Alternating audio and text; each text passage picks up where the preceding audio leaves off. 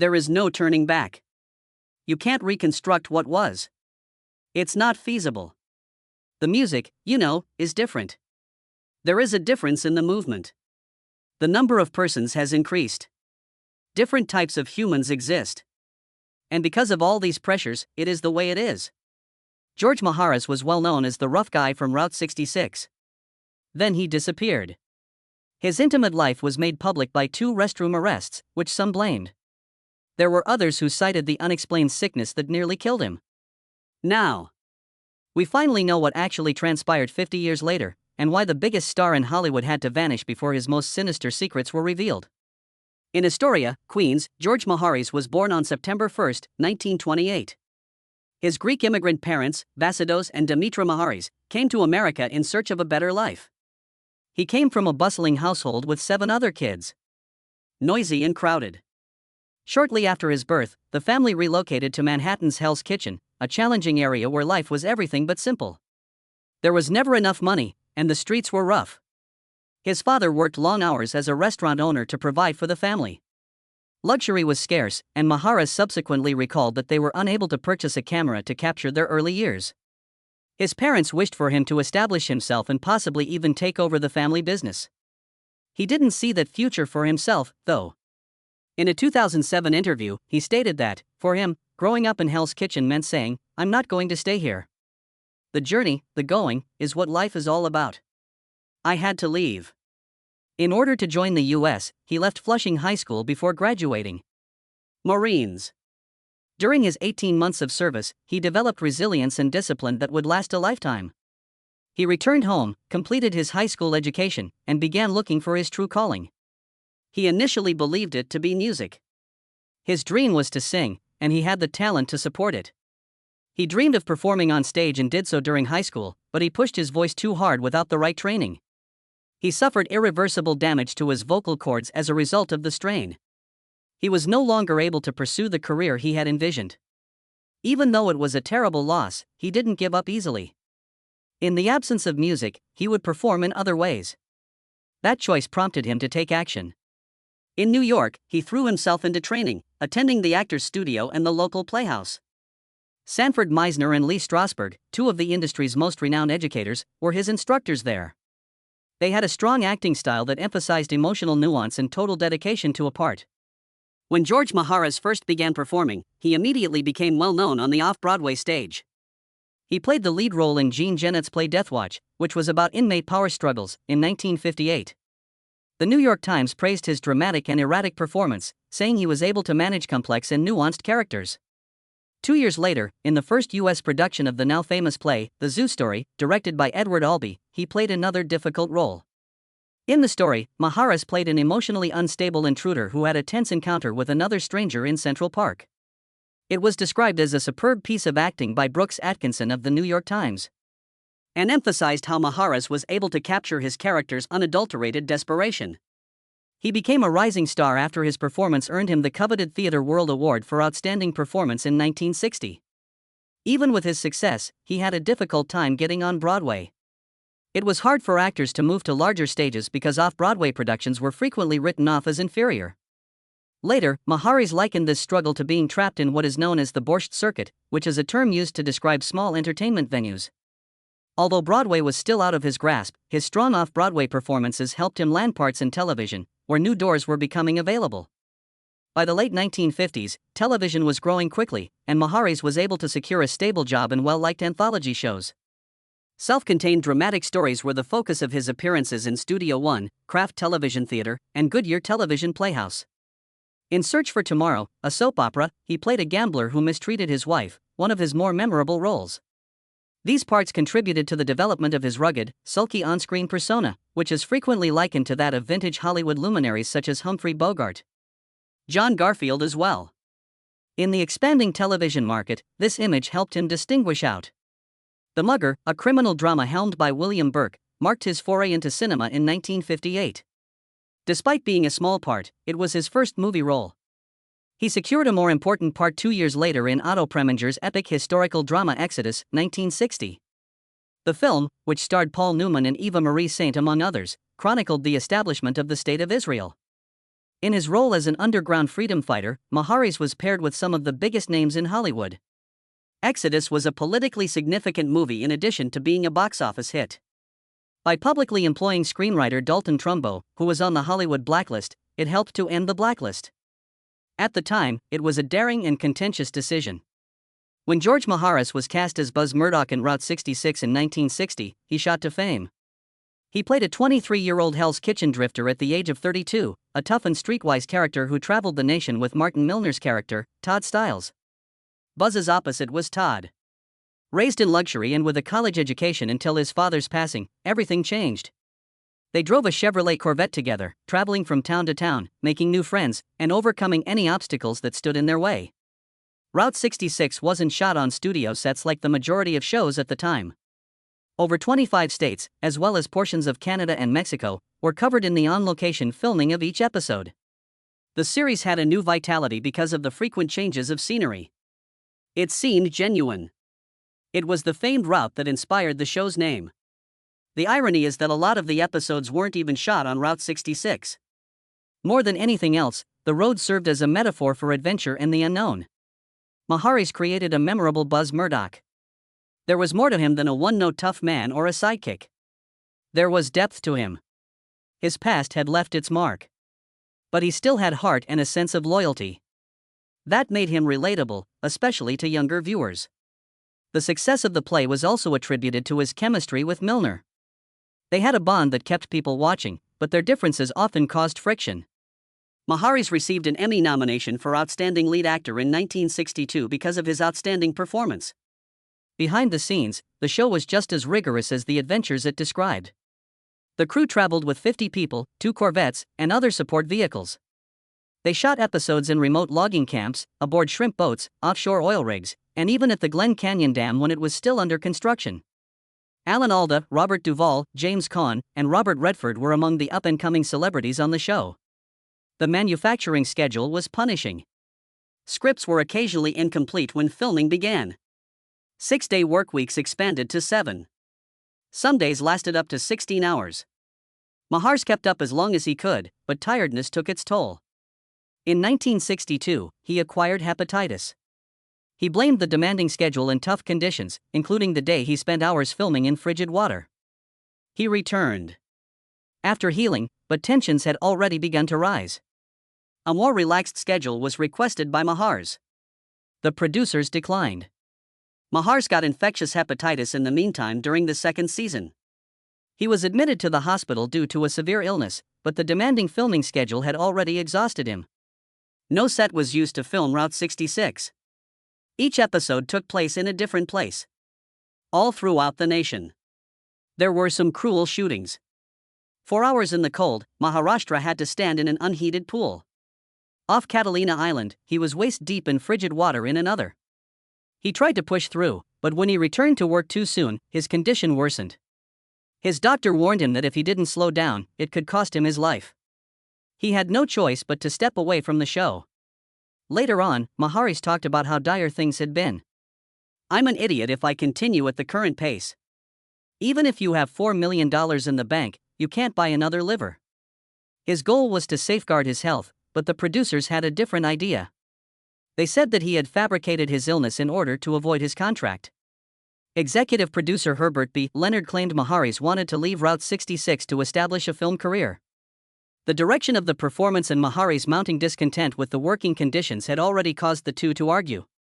It was also at this time that gossip began to circulate regarding Maharis' private life. Being gay in Hollywood at the beginning of the 1960s was risky for a career. There were many who thought the producers tried to keep his personal life out of the spotlight, which might have made them even more suspicious of him. The resulting court case was fierce. Because Maharis was still bound by his contract, producers attempted to prevent him from doing appearances on other shows, such as The Ed Sullivan Show. Maharis retaliated, though, and ultimately prevailed in court. He had the freedom to pursue other opportunities after his contract was void. The dispute didn't stop there. Along with the producers, Maharis went to the press to fight their battle. He left the show at its height for personal reasons, according to Leonard and his staff. Maharis retorted that despite medical advice, they had made him labor 14 to 16 hours a day. There was disagreement among the fans. He was viewed by some as an actor who had endured abuse and excessive workload. It was thought by others that he had abandoned the role that brought him fame. Whatever the general consensus, Route 66 never bounced back. A major factor in the success of the show had been Maharis. He was replaced in season 4 by Glenn Corbett, but the chemistry that made the show so successful was lost. The ratings fell sharply. The Route 66 was shut down in March 1964. Directors frequently instructed Corbett to mimic Maharis' demeanor, as even Martin Milner acknowledged. That demonstrated just how much the show had depended on him. Looking back, Maharis' departure was due to more than just his desire to pursue a career or his health. The brutal realities of Hollywood in the early 1960s were exposed. Contract disputes, harsh work schedules, and unwritten personal life rules shaped the industry. His tale serves as a warning that notoriety always has a cost. George Maharis left Route 66 in 1963 in order to pursue a greater ambition, becoming a movie star. Maharis found it much more difficult than he anticipated, although Hollywood had previously witnessed television actors make the transition. The Satan Bug, 1965, Sylvia, 1965, and The Happening, 1967, were his first significant motion picture roles. None of them were successful, and his big screen debut nearly stalled at the start. The Devil Bug looked the most promising of these movies. John Sturges, the director of The Magnificent Seven and The Great Escape, gave it a compelling thriller feel. In the role of Lee Barrett, Maharis portrayed a former intelligence officer attempting to thwart a stolen bioweapon that could wipe out humanity. The film's innovative cinematography included a stabilized camera mount for helicopter shots, which was revolutionary at the time. That didn't help at the box office, though. It failed to resonate with audiences, and critics showed no interest. Later that year, Sylvia, a melodrama about a rich man hiring a detective to look into his fiancée's past, came out. Maharis was the detective. However, the film never became popular. The Happening, an effort to appeal to the counterculture movement, followed in 1967. Even though Maharis featured a young cast, a humorous take on a crime story, and a Supremes theme song, it didn't catch on and didn't become a big hit. His movie career had stalled by the end of the 1960s. When he starred in The Most Deadly Game in 1970, he returned to television. Maharis played Jonathan Croft, and Ralph Bellamy and Yvette Mimeo co-starred in the drama, which followed a group of criminologists as they solved intricate murders. Although it had potential, the show was terminated after just one season. There was another door closed. Even in the 1970s and 1980s, Maharis never regained the notoriety he had during his 66-day journey. He had cameos on hit television programs like Murder, She Wrote, Fantasy Island, and Mission Impossible. He tried to maintain his profession in any way he could, including performing in nightclub performances and theater musicals. However, his difficulties extended beyond unsuccessful endeavors. His arrest in a Hollywood men's lavatory in 1967 severely damaged his reputation. He was charged with obscene behavior after a vice squad officer accused him of making approaches. Later in the year, he entered a guilty plea, and the news quickly shifted against him. Being gay was not only frowned upon in Hollywood at the time, but it was considered career death. Actors involved in similar controversies were shunned by casting agencies and studios. And this tragedy was a terrible blow to Maharis. In 1974, 7 years later, it occurred once more.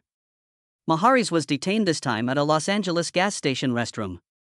He was accused of engaging in a sexual act with Perfecto Tellus, a male hairdresser, after they were discovered together. At the time, Maharis was 46 years old, and the charge was classified as sex perversion. Although he was freed on bail, the harm had already been done. This was not your typical tabloid story in Hollywood. For Maharis, it was the last nail in the coffin of his mainstream career. In this age, homosexuality was not only vilified but also made a crime. You could lose everything if you are outed. Openly gay actors were frequently blacklisted or pushed into obscurity, and until 1973, the American Psychiatric Association continued to classify homosexuality as a mental illness. Although Maharis never came out as gay, the arrests were more powerful than any words he could have used. He lost the big roles he had, and Hollywood stopped calling. The scandal gave the tabloids a feast. Rumors concerning his personal life had already surfaced prior to his imprisonment. Even the idea that his departure from Route 66 was a contributing factor was conjectured by others. He had formally departed because of health concerns. However, rumors spread quickly in Hollywood. There was no avoiding the rumors now that his arrests were confirmed by public records. Maharis, however, remained. Even so, he occasionally found work in movies and television, even though there weren't many roles. Then he took another risky step in 1973, in between his two arrests. His nude photos for Playgirl magazine made him one of the first famous people to do so. Even at 45, he was still regarded as a sexual icon.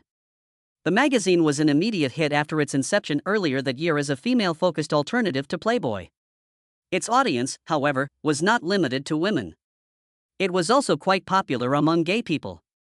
Maharis's full-frontal photo session was surprising and controversial at the time. After his initial arrest, some viewed it as a show of defiance and a means of restoring his reputation.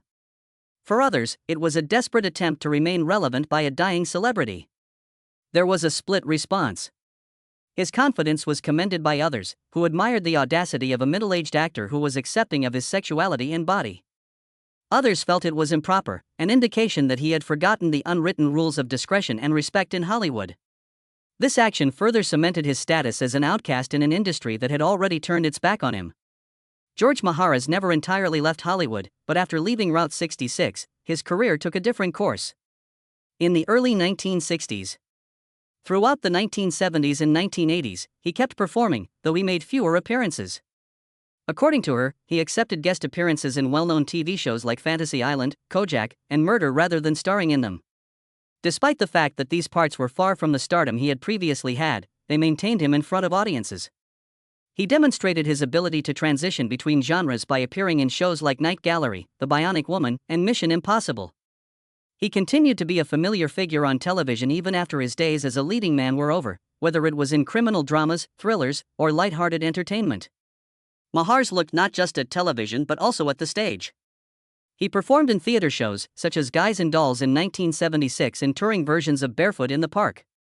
He had extensive acting experience. Having trained at the neighborhood playhouse and the Actors Studio under Sanford Meisner and Lee Strasberg, he was more than ready to go from movie to stage. Despite these endeavors, his level of renown never quite surpassed that of his formative years.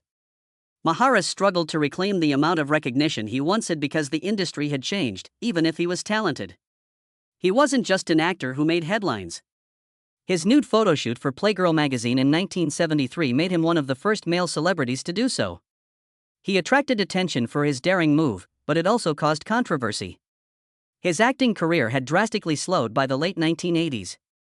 The 1993 horror thriller Doppelganger was his final significant motion picture role. His departure from Hollywood was permanent. Maharis continued to work in entertainment for as long as he could, despite the fact that his on-screen roles had decreased. The projects he worked on during these decades demonstrated his will to persevere in spite of obstacles. His performance in the cult fantasy movie Count, which was directed by Albert Payhown, in 1982 stands out among his most memorable subsequent roles. The film followed a revived warlock who helped a prince take back his throne. Despite having a very modest budget of $4 million, the production managed to achieve success, earning nearly $39 million globally. Fantasy moviegoers welcomed it, and Maharis' acting was particularly noteworthy. He handled his role with enthusiasm and a theatrical flair that made him recognizable to fans of genre cinema. It was a shift from the heartthrob roles that had defined his early career, but it demonstrated he was eager to take on innovative and unconventional ventures. Alongside The Sword and the Sorcerer, he appeared in smaller films and television movies, taking on parts that kept him connected to the profession. His acting career, however, had all but ended by the early 1990s. His resolve to leave Hollywood altogether came after Doppelganger. His subsequent endeavors showed his desire to experiment with other roles and genres, even though they might not have been commercial successes. He demonstrated that his passion for acting never diminished by accepting challenging roles even as the profession changed. As his Hollywood career came to an end, Maharis focused on other artistic endeavors. He had always had a deep love for art, and he started concentrating on painting in the 1990s. His passion for visual art led him to become a skilled impressionist painter. His personal experiences frequently affected his very emotional paintings. By 2008, he was still painting and alternating between Beverly Hills and New York City. His work as an artist extended beyond painting. Additionally, Maharis had experimented with music in the early 1960s. Even though acting had taken precedence over it, he never really gave it up. After signing with Epic Records, he put out a number of records that highlighted his rich baritone voice. In 1962, his first album, George Maharis Sings, peaked at number 10 and remained on the Billboard album chart for 29 weeks. His single, Teach Me Tonight, peaked in at number 8 on the Easy Listening list and number 25 on the Billboard Hot 100. Though his music career never became his primary focus, he continued to perform in nightclubs later in life, reconnecting with audiences in a more intimate setting. George Maharis was at the peak of his career when his health took a devastating turn. In 1962, during the second season of Route 66, he was diagnosed with hepatitis. The program had made him a household star, but the grueling production schedule drove his body to the limit. Each episode required long hours, continual travel, and physically difficult sequences. One night, around 4 a.m., he had to film a rescue scenario in frigid water. When they were done, his jacket was frozen solid. He pushed himself over the edge that night. He had a relapse shortly after, which required a month-long stay in the hospital. When he returned to work, it was evident that things couldn't continue as they had. He was advised by his doctor that if he continued to push himself, his liver would sustain irreversible damage. His life could be at stake if he disregarded the warning. It was at the worst possible time. His role as Buzz Murdock had made him a star of one of the most popular television series, Route 66.